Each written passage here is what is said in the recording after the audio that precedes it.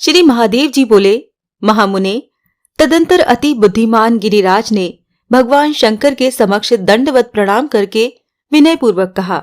हिमालय बोले, भगवन शिव, सेवा करने वाली मेरी ये पुत्री आपके समीप में रहकर अपनी सखियों के साथ नित्य फल, पुष्प, जल आदि से आपकी इच्छानुसार सेवा करेगी।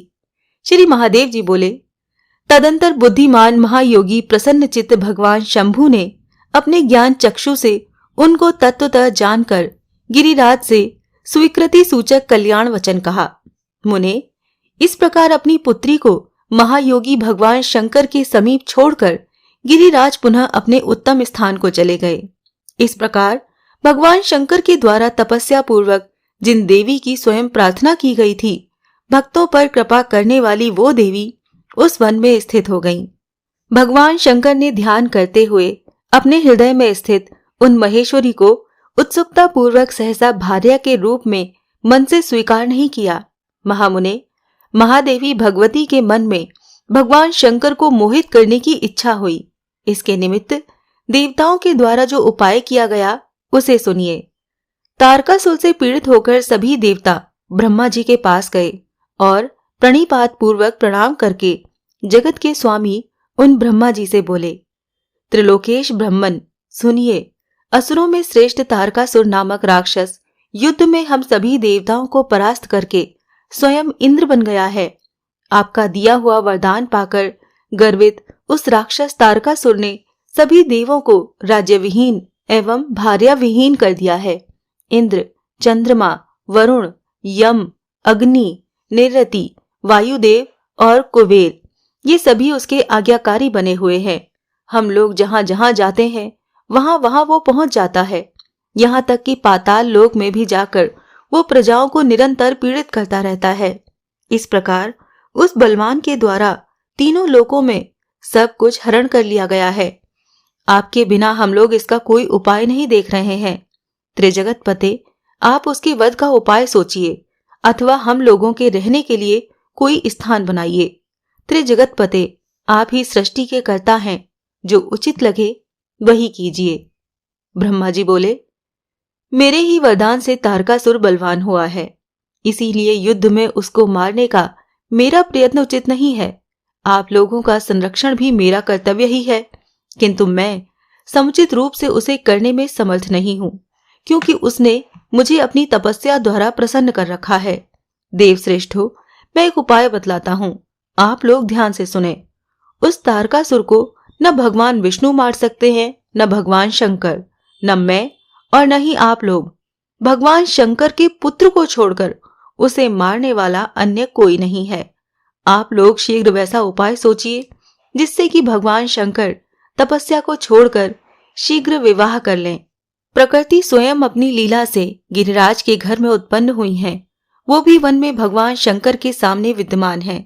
वो भगवान शंकर उनको पत्नी के रूप में अवश्य ही स्वीकार कर लेंगे। इसीलिए देवगणों, जिस प्रकार शीघ्र ही भगवान शंकर का ध्यान भंग हो जाए, आप सभी भगवान शंकर को मोहित करने के लिए उस प्रकार का ही प्रयत्न करें। श्री महादेव जी बोले, महामुने, उस परमात्मा ब्रह्मा की इस प्रकार की बात को सुनकर सभी देवता अपने अपने स्थान को चले गए। पितामह ब्रह्मा भी सभी देवताओं से इस प्रकार की बात कहकर अचानक उस तारकासुर के घर पहुंचे और उससे इस प्रकार बोले। ब्रह्मा जी बोले, तारक, तुम समस्त लोकों का शासन करो, उसके लिए तुमने तपस्या की थी और मैंने वही वरदान दिया था। तुमने स्वर्ग में निवास करने के लिए प्रार्थना नहीं की थी और मैंने भी नहीं कहा था कि तुम अधिक दिनों तक स्वर्ग में निवास करो। इसीलिए महासुर, तुम स्वर्ग छोड़कर मृत्यु लोक में रहकर समस्त लोकों पर शासन करो, मेरी आज्ञा का उल्लंघन मत करो। महादेव जी बोले, पितामह ब्रह्मा के द्वारा इस प्रकार कहने पर महान बल एवं पराक्रमशाली वो देव शत्रु तारकासुर स्वर्गलोक छोड़कर मृत्युलोक में पहुंच गया। महामुने, तब उससे पीड़ित इंद्र आदि प्रमुख देवता वहीं आकर प्रतिदिन उसको उपहार द्रव्य देते रहे। इस प्रकार पृथ्वी पर रहते हुए अत्याचारी महान बल एवं पराक्रमशाली वो दैत्य सभी देवताओं को संत्रस्त करने लगा। तदंतर वो सभी देवता भगवान शंकर को मोहित करने के लिए एकांत स्थान पर विचार करने हेतु बैठे। इंद्र ने विनय पूर्वक बुद्धिमान देव गुरु बृहस्पति को संबोधित करते हुए देवताओं की सभा में उनसे सभी के लिए कल्याण का उपाय पूछा। इंद्र बोले, भगवान गुरुदेव, दानवों में श्रेष्ठ दुरात्मा तारकासुर की मृत्यु ब्रह्मा जी ने भगवान शंकर के पुत्र द्वारा निर्धारित की है। वो भगवान विश्वेश्वर स्वयं संसार से विमुख होकर योग में रत हैं। फिर कौन उनके सामने जाकर बोलेगा कि परमेश्वर भार्या ग्रहण कीजिए। पितामह ब्रह्मा जी ने उनको मोहित करने के लिए यत्न करने को कहा है। मुझे उसका कोई उपाय नहीं दिखता। फिर कौन उन्हें सम्मोहित करेगा। बृहस्पति जी बोले, महाराज, महादेव जी को मोहित करने के लिए एक उपाय है, जिससे भगवान शंकर का ध्यान शीघ्र ही भंग हो जाएगा। प्रजापति दक्ष की पुत्री, जो स्वयं भगवान शंकर की गृहिणी रह चुकी हैं, वो ही इस समय मेनका के गर्भ से गिरिराज की पुत्री के रूप में उत्पन्न हुई हैं।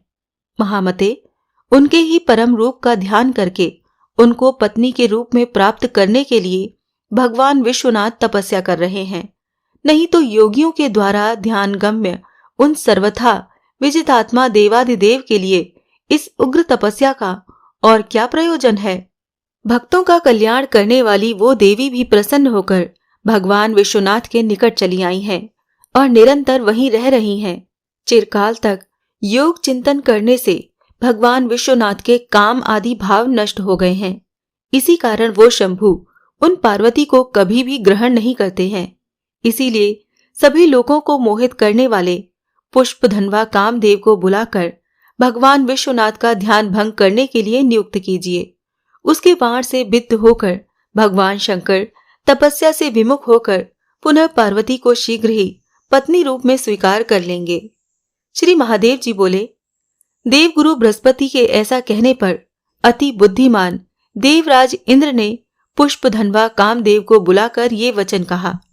इंद्र बोले, कामदेव, आप देवता, गंधर्व, मनुष्य, किन्नर, राक्षस तथा अन्य सभी जंतुओं के हृदय में प्रेमात्मक वृत्ति को बढ़ाने वाले हैं।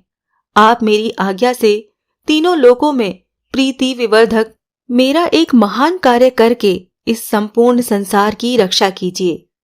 कामदेव बोले, देवराज, हम सभी आपकी आज्ञा का पालन करने वाले हैं। कहिए, आप कौन सा कार्य है? भयानक तथा अत्यंत कठिन होने पर भी मैं उसे करूंगा। आपका वज्र तथा भगवान विष्णु का सुदर्शन चक्र भी जिस वक्ष स्थल को भेद नहीं पाता, उसको मेरे 5 पुष्पबाण पल भर में छिन्न भिन्न कर देते हैं। इस प्रकार के मेरे ये 5 बाण सार्थक नाम वाले हैं तथा मेरा पुष्पमय धनुष भी समस्त ब्रह्मांड को क्षुब्ध करने में समर्थ है। वसंत ऋतु मेरा मंत्री, मलय पर्वत से चलने वाला पवन मेरा सारथी, चंद्रमा मित्र और तीनों लोगों को मोहित करने वाली रति मेरी पत्नी है। इन सहायकों को पाकर मैं किसका क्या नहीं कर सकता। यहाँ तक कि यदि आप चाहें तो तपस्या में लगे हुए जितेंद्रिय भगवान विश्वनाथ को भी आधे क्षण में मोहित कर दूं। इंद्र बोले, जिस उद्देश्य से आपको बुलाया गया है उसे तो आपने स्वयं ही कह दिया। आप बुद्धिमान व्यक्ति दूसरे व्यक्ति के कहने की अपेक्षा नहीं रखते। तारकासुर अपने पराक्रम से संपूर्ण देवताओं को दिन रात पीड़ित कर रहा है, ये बात आप भी जानते हैं। फिर आपसे मैं क्या कहूं। उसकी मृत्यु ब्रह्मा जी ने भगवान शिव के पराक्रमी पुत्र के हाथ से ही सुनिश्चित की है, अन्य किसी के हाथ से नहीं। सुना जाता है कि हमेशा संसार से विमुख रहने वाले महायोगी जितेंद्रिय भगवान शंकर हिमालय के शिखर पर तपस्या कर रहे हैं। सनातनी आदि शक्ति, जो पहले प्रजापति दक्ष की पुत्री तथा भगवान शंकर की पत्नी थीं, वो ही हिमालय की पुत्री के रूप में अवतरित हुई हैं। स्त्री रत्न स्वरूपा, अति सुंदरी, नव यौवना वो देवी भी हिमालय के उसी शिखर पर भगवान शंकर के समीप ही आजकल स्थित हैं। भगवान विश्वनाथ उनको कभी मन से भी नहीं चाहते। इसीलिए आप तपोनिष्ठ भगवान शंकर को मेरी आज्ञा से शीघ्र ही मोहित करें। जिस प्रकार वो भगवान वृषभध्वज सती के साथ प्रीतिपूर्वक रमण करते थे, उसी प्रकार तपस्या को छोड़कर हिमालय पुत्री गिरिजा के साथ रमण करें। कुसुमायुध आप संसार की भलाई के लिए वही उपाय करें ताकि आपकी कृपा से ये सभी देव पीड़ा मुक्त हो जाएं और संसार के चर अचर प्राणी शांति पूर्वक रह सकें। श्री महादेव जी बोले। देवराज इंद्र की इस प्रकार की बात सुनकर कामदेव ने पितामह ब्रह्मा द्वारा दिया हुआ घोर शाप, जिसे वो भूल गया था, उसका पुनः स्मरण किया। जब ब्रह्मा जी अपनी पुत्री संध्या का अनुगमन कर रहे थे, उसी समय मैंने अपनी शस्त्र परीक्षा के लिए अपने पुष्प बाणों से उन पर प्रहार किया था। तब उन्होंने मुझे ये शाप दिया था। मनोभव, जब आप देवताओं के कार्य के लिए उन लोगों के अनुरोध पर बाणों से भगवान शंकर के शरीर पर प्रहार करेंगे, तब उनके नेत्र से निकली अग्नि आपको जला डालेगी।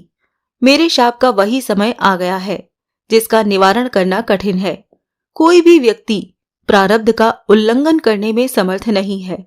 मुने, ब्रह्मा जी के शाप को याद कर दुखी होते हुए भी कामदेव इंद्र की बात को पूर्व में अंगीकार कर लेने के कारण अन्यथा कुछ नहीं कह सके। उन्होंने कहा, देवराज, जो आपने कहा है उसे मैं करूंगा और यथात्मा परम योगी भगवान शंकर को मोहित करूंगा। किंतु प्रभु, क्रुद्ध होकर यदि भगवान महादेव मुझे नष्ट कर दें, तब संपूर्ण देवताओं के साथ मेरे लिए प्रयत्न कीजिएगा। देवराज इंद्र ने भी उनको बार बार आश्वासन देते हुए कहा कि मैं सभी देवताओं के साथ आपके लिए प्रयत्न करूंगा। तदंतर देवराज की आज्ञा से रति और बसंत के साथ कामदेव शीघ्र ही भगवान शंकर के तपोवन में पहुंच गए। इंद्र ने सभी देवताओं को भी आदेश दिया कि मेरी आज्ञा से आप लोग भी शीघ्र ही वहां चले जाएं। मेरी बात मानकर ये कामदेव देवताओं का कार्य संपन्न करने हेतु भगवान शिव को मोहित करने का कठिन कार्य करेंगे। ये कामदेव जिस जिस स्थान पर जाएंगे, आप लोग इनकी सहायता करें और वहां वहां इनका अनुगमन करते हुए मुझे उस समय सावधान कर दें, जिससे कि जब ये कामदेव अति तेजस्वी भगवान महारुद्र को अपने सम्मोहन नामक वाण से मोहित करना आरंभ करें, तब मैं इनकी रक्षा के लिए वहां आ जाऊंगा। देवराज इंद्र के इस प्रकार कहने पर वो सभी देवता कामदेव की रक्षा के लिए एक साथ उनके पीछे पीछे चल दिए।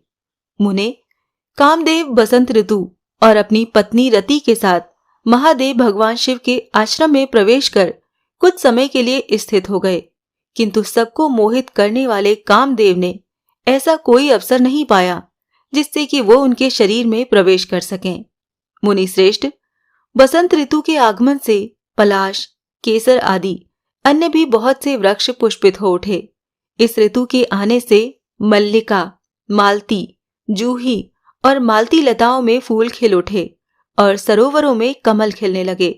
पुष्पों पर मंडराते हुए भौरों के झुंड मधुर स्वर से गुंजार करते हुए काम के प्रभाव से परस्पर विहार करते हुए मत्त हो उठे। मलय पर्वत से उत्पन्न शीतल, मंद और सुगंधित हवा बहने लगी तथा चंद्रमा कांति युक्त हो गया और सभी प्राणी प्रफुल्लित हो उठे। तपस्या में संलग्न सिद्धगण काम से मोहित हो गए तथा किन्नर आदि भी उसी प्रकार श्रृंगार रस में डूब गए। मुनि श्रेष्ठ, इस वन में निवास करने वाले जो अन्य प्राणी थे, वो सभी काम वासना से मोहित होकर बेचैन हो गए। महेश्वर भगवान शंकर के गण भी विकार युक्त हो गए, लेकिन भगवान शंकर का ध्यान किंचित भी भंग नहीं हुआ। निश्चल भगवान शंकर को देखकर खिन्न चित्त कामदेव धनुष उठाए हुए जैसे ही आगे बढ़े कि रति ने उन्हें रोक लिया और कहा कि जलते हुए काल अग्नि के समान करोड़ों सूर्य की तरह कांतिमान योगनिष्ठ भगवान विश्वेश्वर के सम्मुख जाने में कौन समर्थ है। कामदेव ने ऐसा सुनकर इंद्र की कही बात को स्वयं स्वीकार करने का स्मरण करके भगवान शिव को सम्मोहित करने हेतु बाण को धनुष पर चढ़ाया। उसी समय उन रुद्रावतार भगवान शंकर को देखकर वो पुनः पीछे हट गया। इस प्रकार शंकर को सम्मोहित करने में विफल उस कामदेव को देखकर जगन माता महेश्वरी मुस्कुराकर भगवान शिव को मोहित करने के लिए उपस्थित हुईं। जिनके द्वारा ये संपूर्ण जगत मोहित किया जाता है, वो महामाया अपनी सखियों के साथ उठकर भगवान रुद्र के सामने जाकर जब स्थित हो गईं, तब भगवान त्रिलोचन महादेव ने ध्यान छोड़कर अपने सुंदर नेत्रों को खोलकर उन पार्वती को देखा। प्रसन्नात्मा, महामना भगवान शंकर सुंदर नयनों से सुशोभित उनके मुख कमल को निर्निमेष दृष्टि से देखते हुए स्थित हो गए। उसी समय निश्चल नयनों वाले भगवान चंद्रशेखर को देखकर पुष्पधनवा कामदेव पुष्पवाड़ का संधान करते हुए भगवान शंकर के समीप पहुंच गए। इंद्र भी देवताओं के मुख से उचित अवसर उपस्थित होने की बात सुनकर वहां आ गए और सभी देवताओं के साथ अपने रथ पर गगन मंडल में स्थित हो गए। कामदेव ने अपने हर्षण नामक प्रथम बाण से भगवान शंकर के वक्ष स्थल पर प्रहार किया। तब प्रफुल्ल चित्त होकर उन्होंने जगन माता पार्वती को देखा। उसी समय कामदेव की सहायता करने के लिए मनमोहक हवा बहने लगी और भगवान शंकर के हृदय में श्रृंगार रस का प्रादुर्भाव हुआ। तब पुनः कामदेव ने फूलमाला से सुसज्जित सम्मोहन नामक वाण को पुष्प धनुष पर चढ़ाकर संधान किया। उस समय उनकी परम सुंदरी रति उनके दाहिने भाग में, प्रीति नामक पत्नी वाम भाग में तथा सुखदायक ऋतुराज वसंत पृष्ठ भाग में स्थित हो गए। सभी देवताओं के देखते देखते हर्षित कामदेव ने जगत को मोहित करने वाले बाण से भगवान महेश्वर के हृदय में प्रहार किया। संपूर्ण विश्व को मोहित करने वाले उस बाण से आबिद्ध जितेंद्रिय अविकारी भगवान शंकर भी समागम के लिए उत्सुक हो गए। तब सभी देवताओं ने कामदेव की बार बार प्रशंसा की कि तीनों लोकों में इन कामदेव के लिए कुछ भी असाध्य नहीं है। तब विश्वेश्वर भगवान शंकर स्मरण पूर्वक इंद्रिय ग्रह करके सोचने लगे कि इस विकार का कारण क्या है। इस बीच पितामह ब्रह्मा ने वहां आकर कामदेव, उनके पुष्पमय धनुष्वाण, उनकी चेतन शक्ति और ऋतुराज बसंत को हटा दिया तथा वो पुनः अपने स्थान पर लौट आए। कामदेव ने ही मेरा अतिक्रमण किया है, ऐसा मन में विचार करके काला नल के समान नेत्रों वाले भगवान रुद्र क्रोध से जल उठे। तदंतर क्रोध से दहकते हुए इनके तीसरे नेत्र से भीषण अग्नि प्रकट हुई, मानो वो संपूर्ण संसार को जला डालेगी। उस अग्नि को प्रकट हुआ देखकर डरे हुए सभी देवता कामदेव की रक्षा के लिए महादेव के प्रति जोर जोर से चिल्लाने लगे, प्रभो, शिव, जगन्नाथ, इस कामदेव की रक्षा कीजिए, रक्षा कीजिए। जिस प्रकार आपने इनको नियुक्त किया है, इन्होंने वैसा ही किया है। महादेव, आप प्रसन्न हो और हमारे हितैषी कामदेव की रक्षा करें। मुनि श्रेष्ठ, इस प्रकार उन देवताओं के कहते रहने पर भी भगवान शंकर के तृतीय नेत्र से निकली अग्नि ने सहसा ही कामदेव को भस्मसात कर दिया।